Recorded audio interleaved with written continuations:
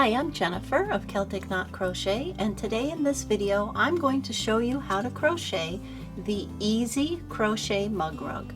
This is a very simple pattern, simple for beginners. It uses one stitch that has two variations. To make this project, you need a size I or 5.5 millimeter hook, and you need some dishcloth cotton yarn. I used Premier's Premier Home partially recycled cotton, but you can use any kind of dishcloth cotton in any color. You just need one skein for this, and then you'll need some scissors and a tapestry needle. So let's get started.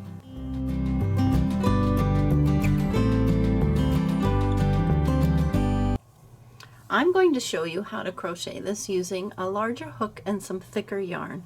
The first step is you're going to chain 33. So I have 3, 7, 8, 9, 10, and then 20 more.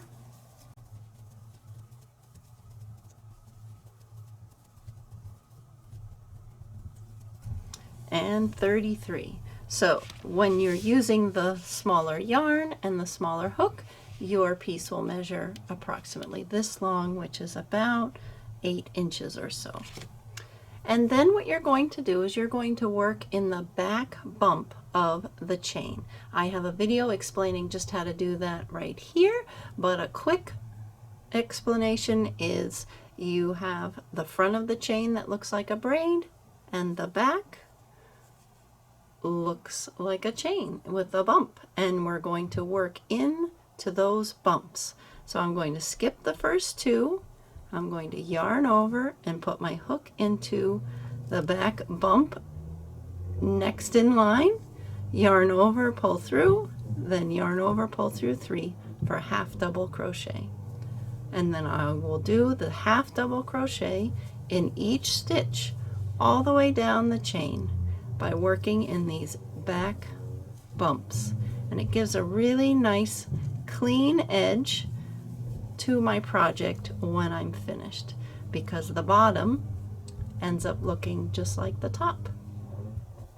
And you want to continue working those half double crochets all the way across, and it does not matter how many you do.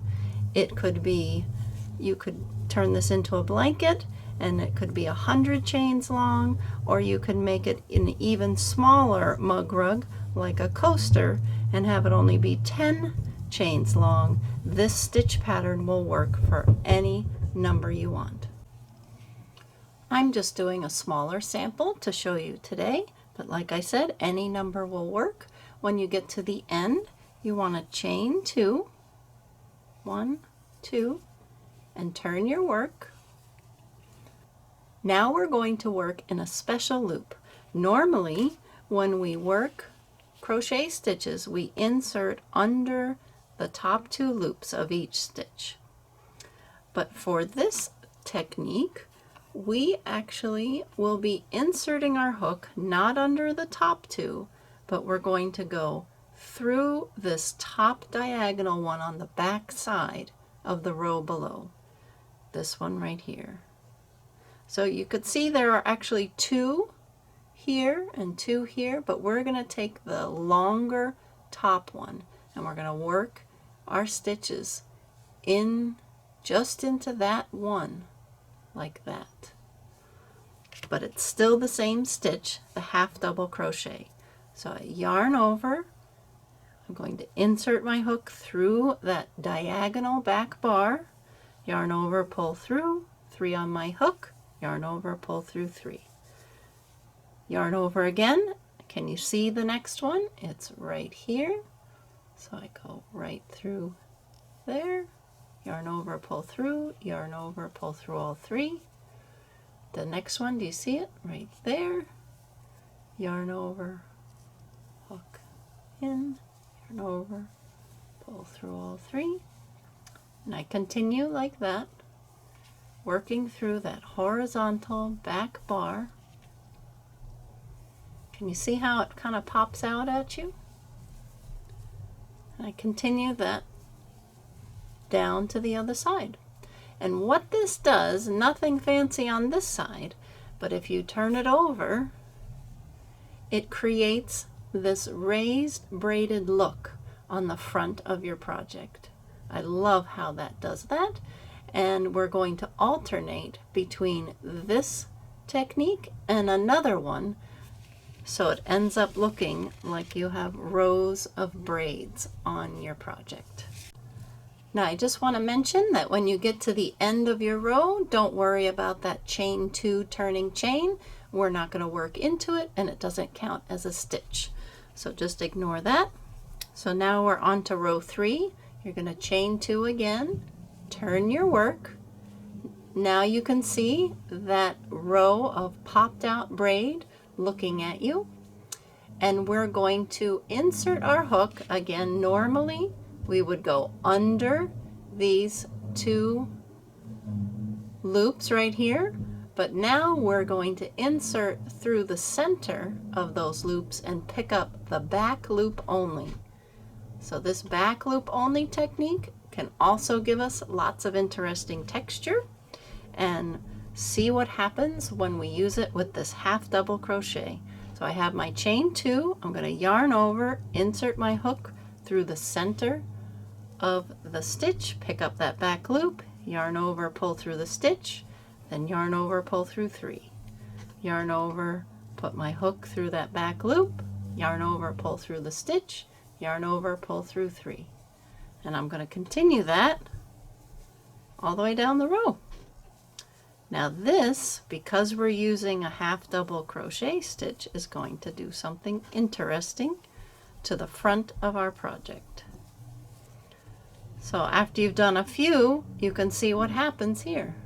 Now we have another row of a braid popping out. It's a little different than this one, but you can see how it adds texture and interest, and it's like rows of braids.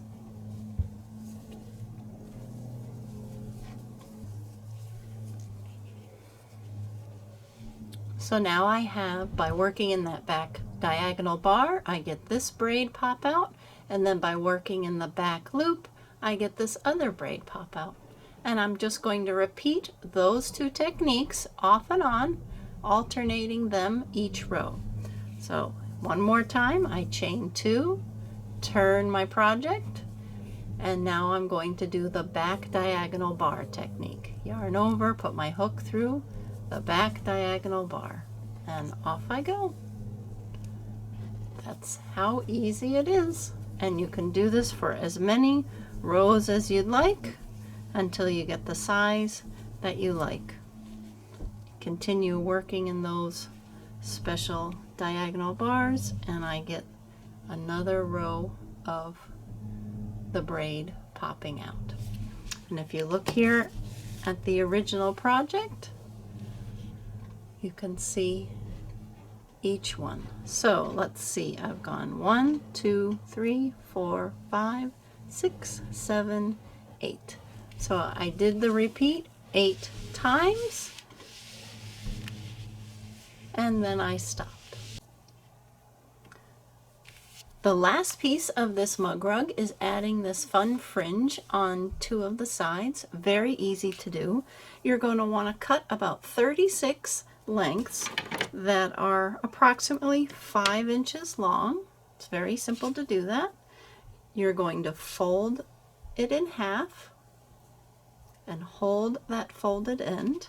Then you're going to take your crochet hook and insert it from the back to the front, right along the side. I'm just matching it up with each row along the side of my project. Then I put the folded yarn over the hook and pull that through my project. You can see the loop is on my hook, and then I'm going to wrap the hook with the cut ends of the fringe and pull it through the loop on my hook and snug it up. I did this one a different color so it was easier for you to see, and I would do that all the way down, and then I'd come by at the end with some nice sharp scissors and trim them so they're all the same length. So yes, these are shorter than the 5 inches, but I like to have extra length when putting on fringe because they always come out different lengths. But then at the end you can go along and trim everything up so the sides are even, like so. So I hope you enjoyed making this project. It is a great project for beginners, and it also makes a great gift for anyone who loves to drink coffee, tea, or a cold drink in the summer. So make sure to give me a thumbs up, and don't forget to click to subscribe, and I hope to see you on the next video. Thanks for watching.